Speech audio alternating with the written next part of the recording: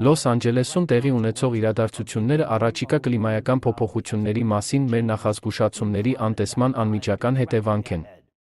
Դեռևս 2018 թվականին մենք կանխատեսում էինք էքստրեմալ եղանակային իրադարձությունների աճ ԱՄՆ-ում։ Հարկ է նշել, որ Կալիֆոռնիայի պատմության 10 խոշոր հրթիռներից 8-ը տեղի են ունեցել վերջին 5 տարում, ինչը հաստատեց այն կանխատեսումը, որը վերաբերում էր ԱՄՆ-ում աղետների ուժգնացմանը։ Ստեղծված իրավիճակը կարելի էր կանխել զգուշացումներին ժամանակին արձագանքելու դեպքում։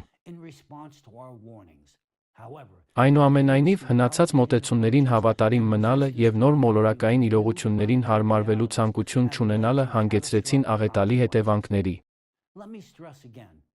Եվս մեկ անգամ շեշտեմ, այն ամենը, ինչ կատարվում է հիմա Լոս Անջելեսում և լինելու է ամբողջ աշխարհում, այն բանի արդյունքն է, որ մեզ չլսեցին։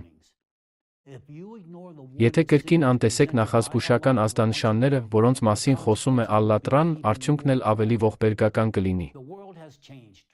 Աշխարհը կտրուկ փոխվել է, և բնական աղետների դեմ պայքարի նախկին մեթոդներն այլևս արդյունավետ չեն։ Իմ վերջին տեսաուղերձում ես ձեզ զգուշացրել եմ, որ բնական աղետների թիվը կավելանա, և բնակչությունը պետք է պատրաստվի դրան։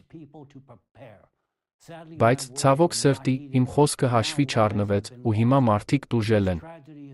Այս ողբերգության պատճառը դարձավ ճշմարտությունը լսելու մարդկության դժկամությունը։ Ձեզ և ձեր սիրելիներին պաշտպանելու համար սովորեք լսել նրանց, ովքեր զգուշացնում են խնդիրների մասին և լուծումներ են առաջարկում։